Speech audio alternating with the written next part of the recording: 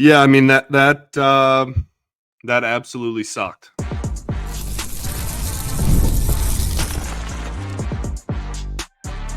You are Locked On Tigers, your daily Detroit Tigers podcast. Part of the Locked On Podcast Network, your team every day. What is up, everybody? Welcome back to another edition of Locked On Tigers. I'm, of course, your host, Scott Bentley. Today is Wednesday, September 24th, 2025. Thank you so much for making Locked On Tigers your first listen every single day. We are free and available wherever you get your podcasts, including YouTube, part of the Locked On Podcast Network, your team every single day. Today's episode is brought to you by Game Time. Download the Game Time app, create an account, and use code LOCKEDONMLB for $20 off of your first purchase.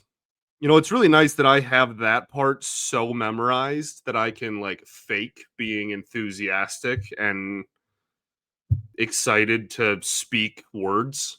Because I would really right now prefer to just stare at my ceiling and I don't know, sulk in misery. That was absolutely terrible. The Detroit Tigers lose 5-2, which I'm assuming if you clicked on this, you are aware of. Lose 5-2 in Cleveland.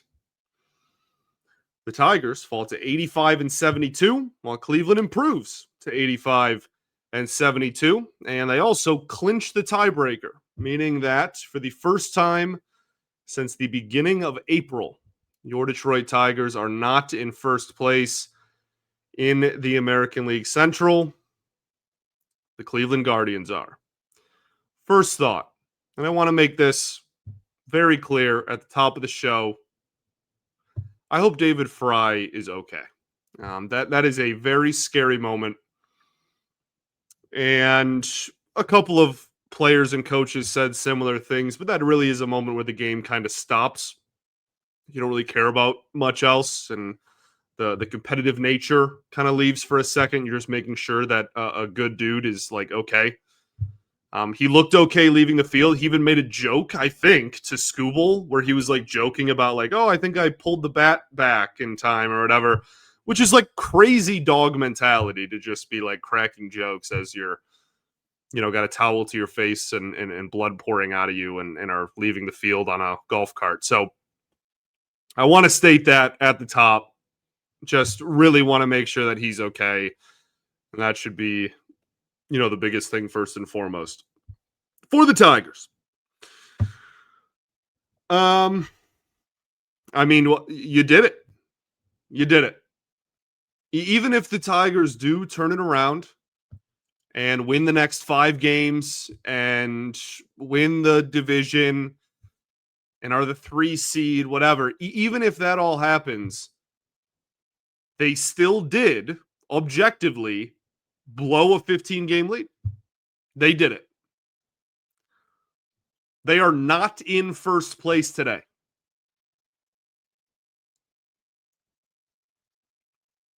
You have 5 games left this season. 2 of them are still against Cleveland, who you cannot beat and have not been able. They've gone through a name change since the last time you were able to actually consistently beat Cleveland.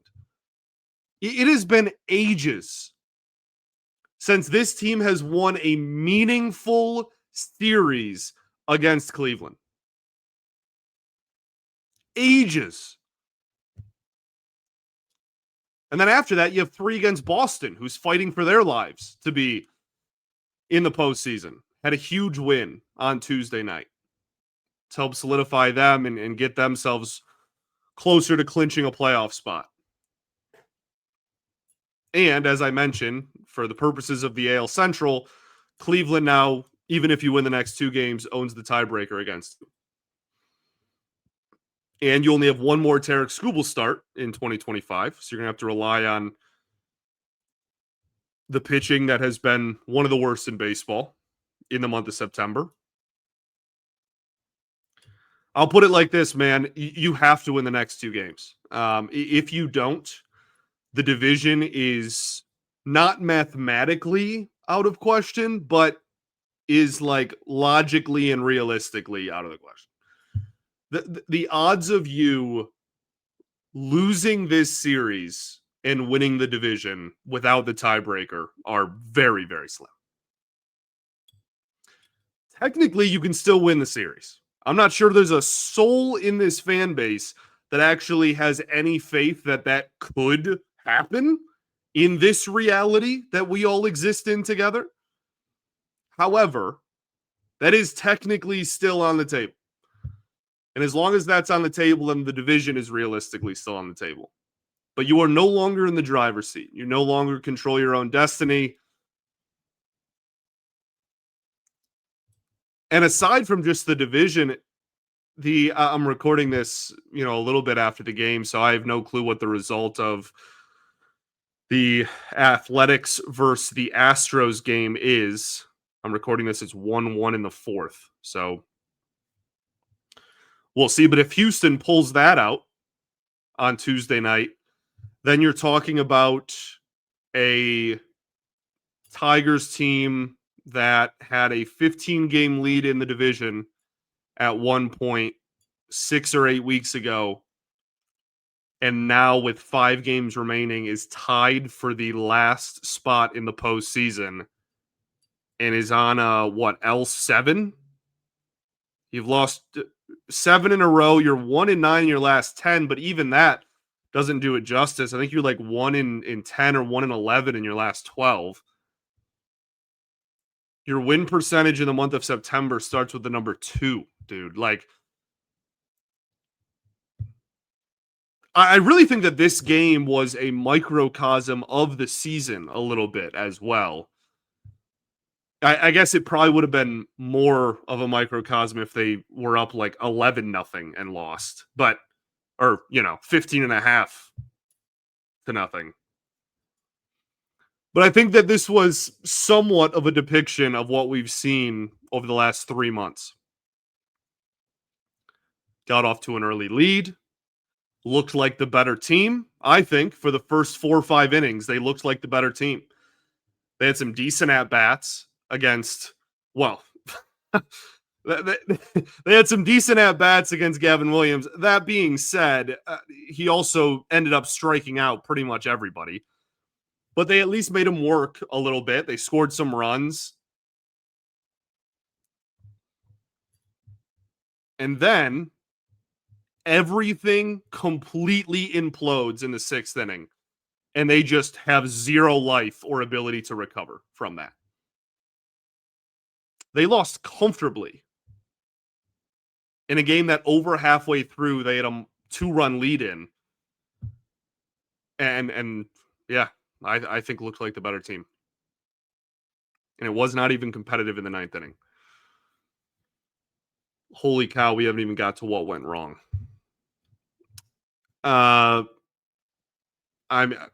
Okay, let's go to break because I'm just going to ramble. We're going to break here a little bit early. Then we'll talk what went wrong. We're going to start with just the 6th inning. We'll just get out in front of it. We won't bury the lead here. Then we'll get into everything else because I know everyone wants to focus on the 6th inning because it was a complete and utter disaster of epic proportions and should be highlighted and criticized immensely. But it also was not the only thing that went wrong. This offense put up a putrid performance. We'll talk about all of those things right after this. First, though, I'm going to talk to you all about our friends over at Rougiette. What do you get when you have a bald eagle standing on top of a silverback gorilla riding a T-Rex? That's confidence, okay? Pure confidence. And if you're looking for something beyond just the usual pill, it's time to meet Rougiette Go Long. That's exactly where Rougiette's Go Long comes in. This isn't just another ED pill. It's a total game changer for confidence. It combines 2 doctor-trusted medications in one dual-action formula so you can get hard and go the distance. The effects can last up to 36 hours. That's confidence all day, all night, and even into the next day. Ready to level up your confidence in the bedroom? Head to rugiet.com and use promo code LOCKEDONMLB for 15% off of your first order. That's RUGIET.com. Promo code LOCKEDONMLB. Make sure you use our code so they know that we sent you. Also got to talk to y'all about our friends over at Game Time. We love our good friends over at Game Time because there's nothing like catching a baseball game live, okay? The energy, the crowd, the chance to see your team in person, unless it's the Detroit Tigers in September of 2025. But actually getting tickets, well, that's the tough part. There's queues, login screens, surprise fees. Takes all the fun out of it, and that's why I use Game Time, the app that gives the advantage back to the fans. Game Time is fast, easy, and backed by the Game Time guarantee. You'll always get 100% authentic tickets delivered on time at the best price, plus all fees are included, so the price you see is the price you pay. The app is simple, fees are included, you know your total up front, there's no surprise fees at checkout. So download the app today, create an account, and use code LOCKEDONMLB for $20 off of your first purchase. Terms apply. Again, create an account, redeem code LOCKEDONMLB for $20 off. Swipe, tap, ticket, go. Download Game Time today.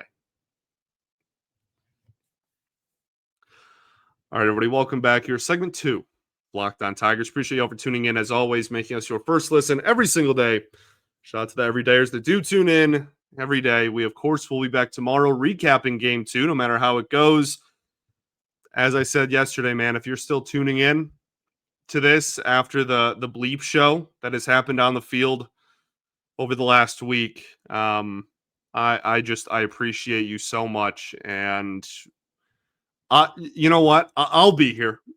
Like you might want to, bash your head against the wall or never watch this team play baseball ever again, or, scream into the void, or, again, like not even think about the sport of baseball ever again. But if you do choose to want to do any of those things, I will be here for you.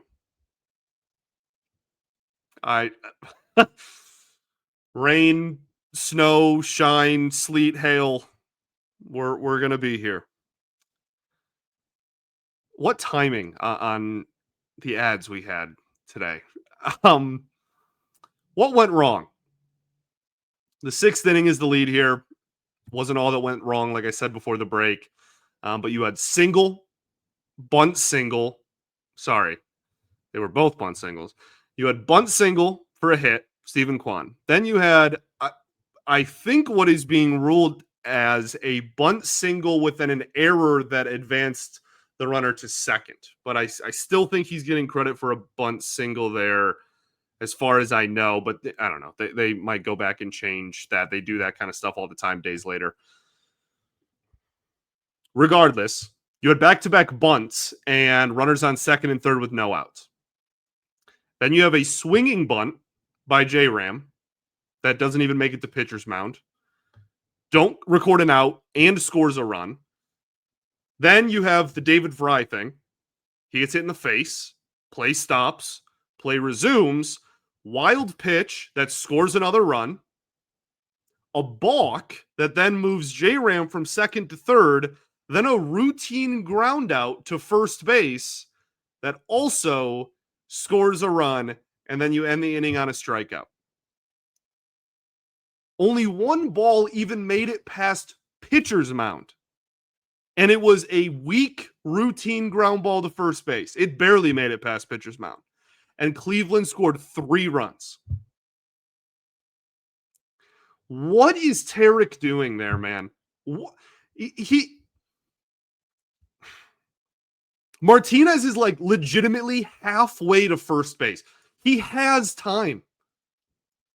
And look, that's a bang play. I will never know what it feels like to be, all the weight of the world on your shoulders, have everyone like demanding that you pitch a fantastic game. There's a high action, bang play, bunt, whatever. I will never know what it feels like to have 40,000 people stare at me and to be expected to make a play like that.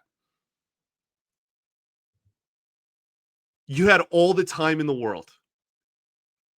And ultimately, that is a guy that I call the best pitcher in baseball often, and is the best player on the team.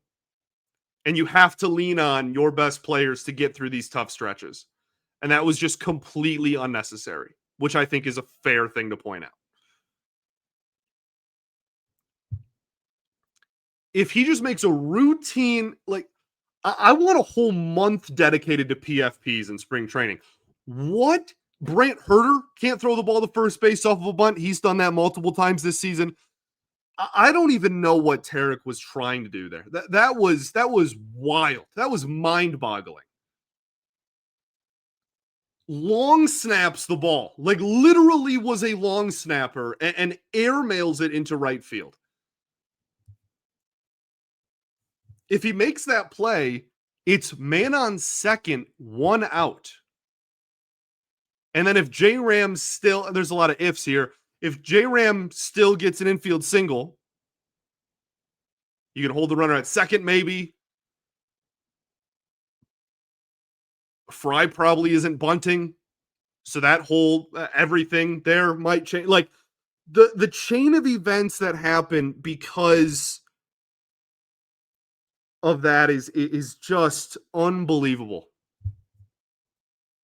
And the game completely fell apart. He was clearly a little bit, shaken up. Understandably so. Again, hope David Fry's okay. I mean, then it doesn't stop. Like, then you have, like, Austin Hedges on an 0-2 count later in the game. He works a walk. Stephen Kwan gets a single that barely stays fair on the left field line. Kyle Finnegan leaves a splitter up to Schneemann. And there's 2 more runs. If the shortstop is 5 feet to his right, that's an out. But he's not. And all of that later, all the Schneemann, that was all with 2 outs. I want to make one thing abundantly clear. I talk about the Cleveland, like magic and whatnot often, and it's I think funny to bring up because every time you watch them play the Tigers, it really does feel like that. And this team, it just cannot beat Cleveland. They in a meaningful game. They can't. And so it is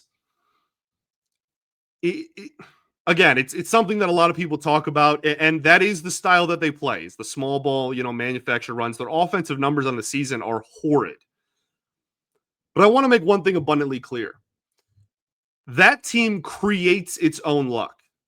They put the ball in play. Again, their offensive numbers are terrible.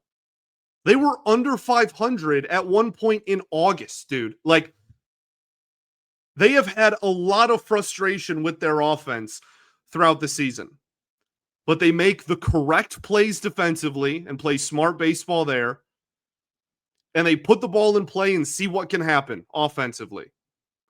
And you're going to have dramatic swings, right? Where when you're a team that doesn't have a lot of power and is just trying to put the ball in play, you're going to have swings where nothing goes your way for weeks and weeks on end. You're also going to have moments like the month of September here where everything just goes your way.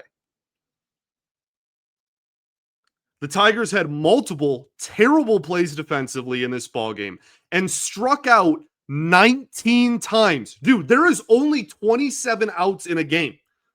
19 strikeouts for the Detroit Tigers. Gleyber, Karp, Torkelson, and Dingler all had 3 strikeouts each. Winston Perez had 2. And every non-pinch hitter, there's only 1 in this game, everybody not named Andy Ibanez, who only had 1 at-bat, struck out at least once. Gavin Williams, again, 12 strikeouts in 6 innings. Cleveland's bullpen threw 3 innings. That's recording 9 outs. 7 were strikeouts. The Tigers went 1 for 6 with runners in scoring position and had legitimately 0 capability or ability to just have a solid at-bat that could contribute a run, like Cleveland has done time and time and time again. They struck out in every single big moment imaginable in these 9 innings outside of Winston Perez's hit. 4 guys had 3 strikeout games. You know how mind-boggling that is? 12 strikeouts came from less than half of your lineup, dude. And it's not like it was no disrespect intended. It's not like it was Trey Sweeney in the 9 spot. It's not like it was Javi Baez hitting 9th and doing his usual swing and everything and strikes out 3 or 4 times. These are your key contributors. All of those guys are in the middle of your lineup. That's literally your 2, 3, 4, and 6 hitters. All struck out 3 times. Try winning.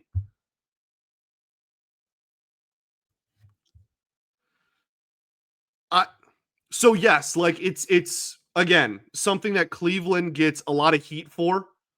I'm not saying it's incorrect.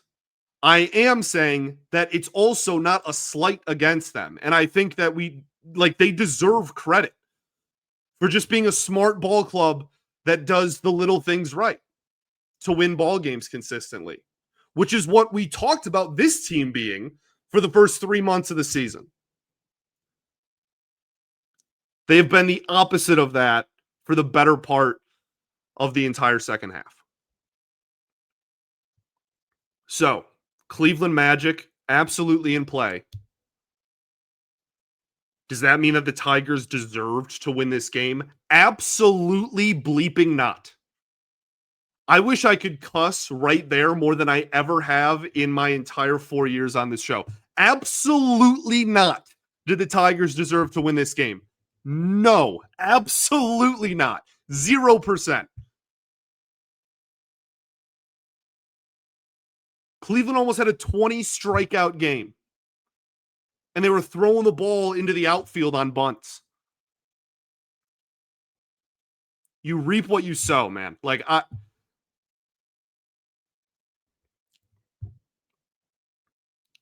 want to talk about what went right? Is that like a thing anyone even wants to hear? We'll find out next after this. First, I'm going to talk to you about our friends over at FanDuel. The NFL season is here and is going a lot better in Detroit than the baseball season currently is. FanDuel's making sure you're ready for kickoff with a can't-miss offer. Right now, new customers can bet just $5, and if your bet wins, you'll get $300 in bonus bets to use across the app. FanDuel's great because it fits however you like to bet. Player props, building same-game parlays, or even jumping in live as the action unfolds. So, are you ready to play? Download the FanDuel app now by visiting FanDuel.com to get started. That's FanDuel.com to place your first $5 bet. All right, everybody, welcome back here. Third and final segment. Locked On Tigers. I'm tired, man. I'm tired. What went right? Awesome. Everyone really wants to hear this. Riley Green was on time for a fastball. Hit it into right field. That was good to see. Nobody on base, of course, because, I don't know if you heard, but we struck out 19 times. So nobody on base, but hopefully, he only struck out once. That might be the most impressive thing the Tigers did. Was in a game where the team struck out 19 times, Riley Green was only responsible for one of them. That might be the most impressive stat of the night. Tarik Skubal, what do you want me to say, dude? Like Tarik Skubal before the meltdown that was the 6th inning? Sure. His final line, he goes 6 innings, 4 hits, 3 runs, only one of them earned, but the error was him. 3 walks, 8 strikeouts, a 2.21 ERA on the season with 1 start left potentially. I don't care about the unearned runs. Again, he committed the error. That's on him. I thought he was stellar through 5, though. He had some command issues for sure. I'm not going to say it was like his best performance or the best we've ever seen from him. But he wasn't very efficient. He was kind of overthrowing, it felt like at times, the secondary stuff. But he was just letting, 101 miles an hour just like fly. He was sitting, 100, 101 most of the outing, which is what we needed. Like we needed peak Tarik Skubal stuff in this game. The changeup when it was located well was good. It hung up in the zone a lot. So had his problems there. 3 walks is uncharacteristic for him. But it doesn't even matter. It doesn't even matter what went right. The 5 innings, but then what is that supposed to just erase the meltdown that was the 6th inning? Like, no one cares. No one cares. Nobody cares. This was a must-win game. He's the best player on the team. And the game fell out of reach under his watch ultimately. And that's like, it is what it is. I'd still rather he had the ball, and he was on the bump in literally all of these last 5 games of the season than anybody else in this rotation. But that's how this game unfolded. What else went right? Tommy Kahnle, I thought, looked good. That's, an important piece to have back if you want to try to actually make the postseason, which seems like an if at best at this point. Wencio Perez, great piece of hitting again, but like that almost feels similar to the Skubal conversation. It's like he did have the one really nice piece of hitting to give you the lead there in what was at the 3rd inning, but then he came up with the bases loaded. That's something else that went wrong. I didn't even talk about. I was just so focused on the strikeouts as a whole. They had bases loaded, 1 out, and nobody scored. And then you lost by 3. I wonder where you couldn't have got, I don't know, maybe 3 runs from. And yeah, he swung out of his shoes in that at bat as well. That was a curveball that bounced in the dirt, and he was trying to send that to Mars. So, stuff. Good for Dingler for giving the umpire an earful. I thought the ump was pretty brutal, and that's not just it was pretty brutal and the Tigers got hosed. No, on both sides, he was terrible. I shouldn't say terrible. He was not very accurate as he probably should have been against both teams, I thought. And Dingler, being the catcher, knows where the strike zone has been all game. That has not been a strike all game. Very inconsistent zone at best. So yeah, you're not going to go back out there. There's 1 out left in the game. You're down 3. You're not going to win. You might as well. Mostly catchers have to not argue with the ump because they want to be on their good side. That's a catcher thing that you're taught. But in that moment, just let it fly. So tip of the cap there. Javi was scratched right before the game with neck stiffness. So we'll see what happens with that. I have no clue. He's been one of the worst hitters in baseball since the All-Star break, certainly in the month of September. And since since August 10th, it's mind-boggling, his numbers. So him or Sweeney, I mean, whatever. I'd prefer Javi, I guess, but it feels marginal. Okay, now you have game 2. Jack Flaherty against Tanner Bybee. I'm not trying to be too dramatic here, but this game really does feel like the season. This upcoming game, this game on Wednesday, it really genuinely feels like the season to me. If you win, you have a game lead again, and believe it or not, can still win this series. Which given my tone, from an outsider's perspective, probably feels mind-boggling. I sound like, I don't even the worst thing imaginable just happened to me. They can still win the series. And if they do that, then they're up 2 games with 3 games to play. And you're in a great situation heading to Boston. If you lose game 2, you are a game out and don't own the tiebreaker.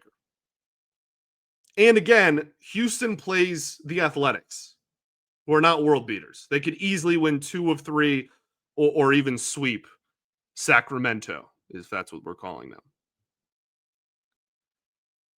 So these next 2 games are kind of like your life on the line. It's kind of like the season is really kind of lays in the hands of what you do in these next 2 games. If you lose, you're a game out of first without the tiebreaker and 4 games left and 1 more still against Cleveland. And again, if Houston wins 2 of 3, then you're just not even in the postseason period. You're talking about missing the playoffs entirely.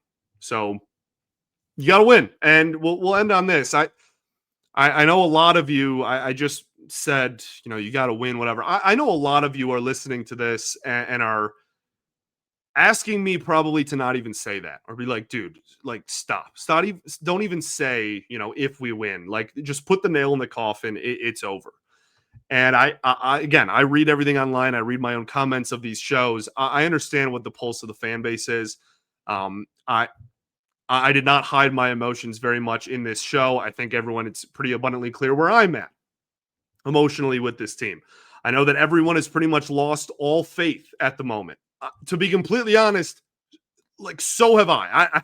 I don't really have any faith that they're going to go out there and win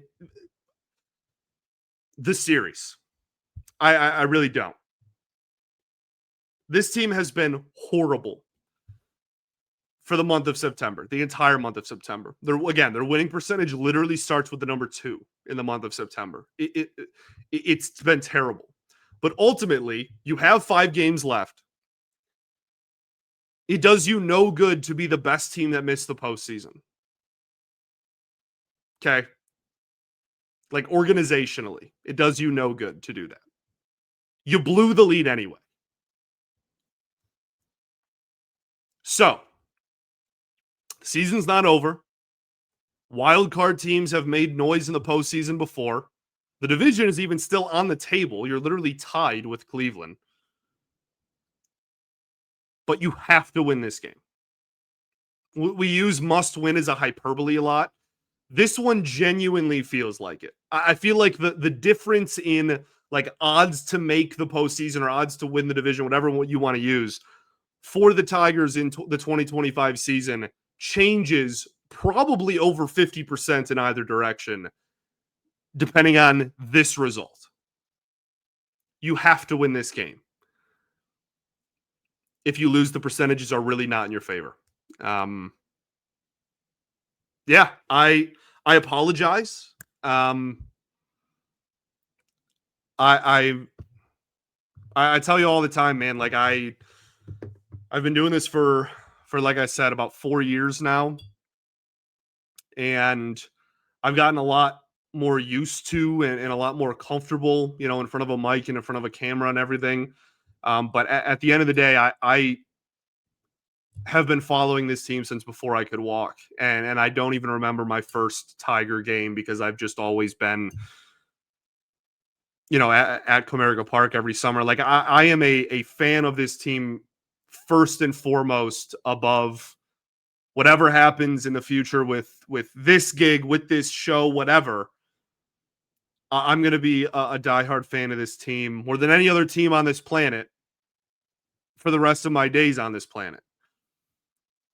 And so I feel like this probably wasn't great radio, and I was just miserable and upset, and my brain was going a million miles an hour in a million different directions. I was just on the roller coaster of like anger down to just like calm, almost, well, like sadness that almost felt calm. Go enjoy your Wednesday. Okay? Go enjoy your Wednesday. Don't let this roster of 26 men plus coaches plus front office determine how great of a day you have. Okay? So I apologize if this was bad radio. But we'll see what happens. Thanks for making Locked On Tigers your first listen every single day. Shout out to the everydayers that do tune in every single day. If you need a break from me or the team, I do not blame you. No matter what you're feeling, I'll be back tomorrow. Peace and love. Going to therapy's dope. I'll catch y'all then, baby. Go Tigers.